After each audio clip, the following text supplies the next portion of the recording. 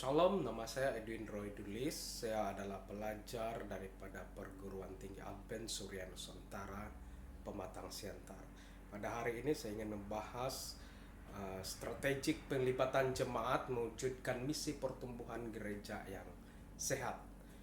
Perkembangan dan kemajuan teknologi dunia saat ini luar biasa pesatnya, sehingga gereja Tuhan di seluruh dunia dituntut untuk terus-menerus memperbaharui strategik pelayanannya supaya tetap relevan. Diperlukan panggilan dan peran tanggung jawab gereja yang sehat dan menghadirkan keterlibatan dalam memenangkan jiwa melalui pemuridan dalam kelompok sel.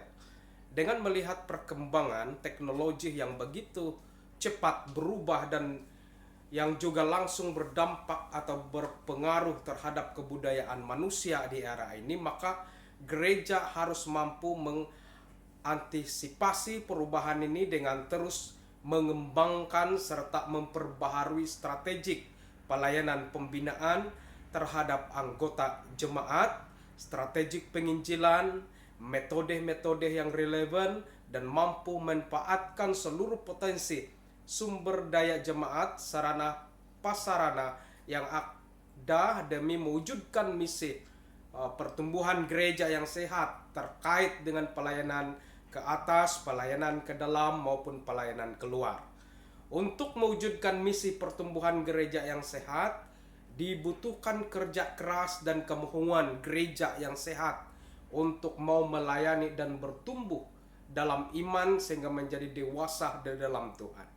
Apabila gereja terlibat secara sengaja dan melibatkan semua anggotanya dalam penginjilan, maka gereja akan bertumbuh secara sehat serta siap untuk melaksanakan misi. Shalom dari Allah, kapan, di mana, dalam kondisi apapun, tetap teguh. Nah, Rasul Paulus dalam pelayanannya selalu menggunakan strategi pendekatan lintas budaya agar Injil yang diberitakan kepada orang yang berbeda budaya dapat memahami dan menerima baik Rasul Paulus sebagai pemberita Injil maupun Injil yang diberitakan tanpa harus membuang atau menambah syarat-syarat atau cara-cara yang terkait pada kebudayaan setempat. Nah, hal tersebut terbukti dari setiap kali Rasul Paulus melakukan perjalanan pelayanan perkabaran Injil. Nah, Rasul Paulus juga selalu memakai pendekatan menyesuaikan diri supaya ia bisa diterima dan memenangkan sebanyak mungkin orang kepada Kristus. Dengan demikian, strategi penglibatan anggota jemaat mewujudkan misi pertumbuhan gereja yang sehat merupakan tanggung jawab yang harus direalisasikan oleh pemimpin dan gembala jemaat saat ini. Apa sesungguhnya makna strategik penglibatan anggota jemaat itu adalah seperti ini. Strategik perlibatan anggota jemaat dalam mewujudkan pertumbuhan gereja yang sehat, maka dapat dikatakan bahwa strategik adalah seni bagaimana menggunakan semua sumber daya gereja dan melibatkan anggota jemaat dalam perencanaan yang cermat dan komprehensif berkaitan dengan pelaksanaan sekuensi terhadap semua program dan aktivitas pelayanan dalam kurun waktu yang telah ditentukan guna mewujudkan visi, misi, tujuan, dan sasaran gereja. Nah, panggilan dan peran tanggung jawab gereja yang sehat. Peran dan tanggung jawab gereja yang sehat mencakup proklamasi Injil dan peragaannya. Pada sisi yang lainnya, gereja harus terus-menerus menginjil dan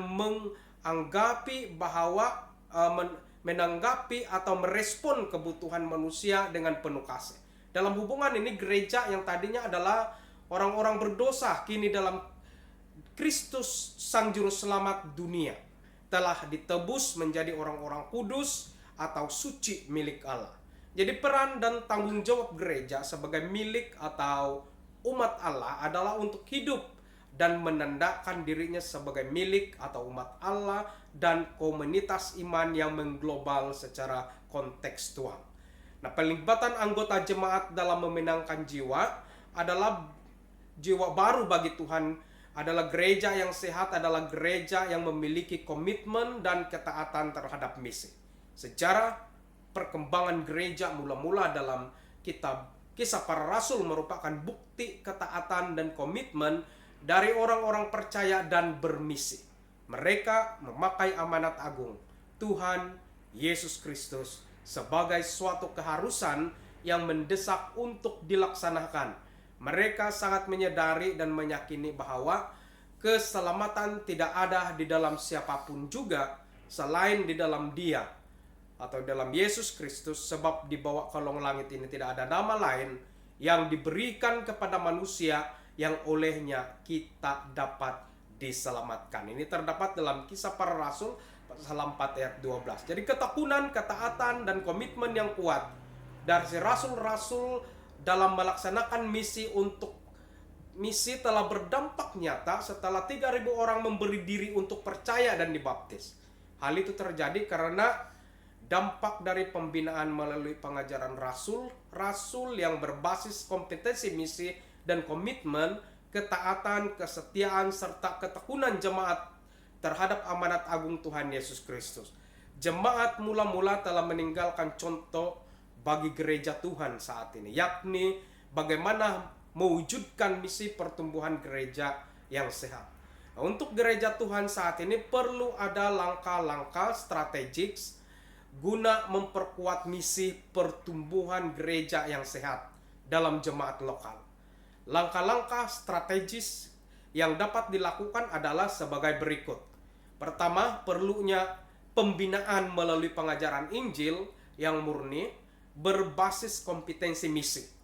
Yang kedua adalah pentingnya pendidikan dalam jemaat yang berbasiskan kompetensi misi untuk dapat membuat jemaat terlibat dalam berperan lebih banyak dalam pelayanan baik ke dalam maupun keluar. Maka gereja perlu mengadakan pendidikan berbasis kompetensi misi melalui berbagai pelatihan praktis dan relevan.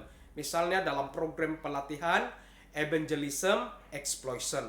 Yang ketiga adalah perlunya memobilisasi atau melibatkan jemaat bagi pembangunan tubuh Kristus, yaitu memotivasi, mengakui, dan membimbing jemaat terlibat dalam pelayanan. Pemuridan melalui kelompok sel sebagai strategik penglibatan anggota jemaat. Pemuridan dan penginjilan merupakan hal yang tidak terpisahkan dalam tugas, panggilan, dan tanggung jawab gereja. Pemuridan adalah salah satu metode yang Tuhan Yesus gunakan untuk membangkitkan dan membentuk para pemimpin dan penginjil pribadi, lepas pribadi secara kuat, mendalam, dan berakar. Pemuridan yang dilakukan melalui kelompok sel merupakan salah satu strategi dalam mewujudkan misi pertumbuhan gereja yang sehat.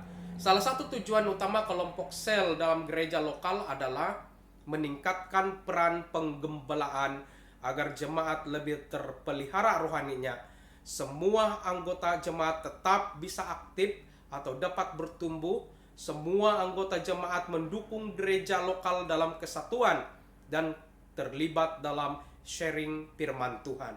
Sebagai kesimpulan daripada pembahasan ini, hasil temuan strategik penglibatan anggota jemaat dalam mewujudkan misi pertumbuhan gereja yang sehat dapat disimpulkan sebagai berikut. Yang pertama adalah gereja harus sadar akan panggil, peran, dan tanggung jawab dalam mewujudkan misi gereja yang sehat. Yang kedua adalah gereja harus mampu melibatkan anggota jemaat dalam memenangkan jiwa baru bagi Tuhan. Ketiga adalah gereja bertanggung jawab menandakan dirinya sebagai komunitas iman di tengah dunia melalui Injil. Dan keempat adalah gereja yang adalah komunitas iman yang harus mewujudkan keberadaannya sebagai komunitas surga di dalam Yesus Kristus. Dan yang kelima adalah anggota jemaat harus dimuridkan melalui kelompok sel sehingga mereka mudah dilibatkan dalam pelaksanaan tugas, peran, dan tanggung jawab panggilan gereja.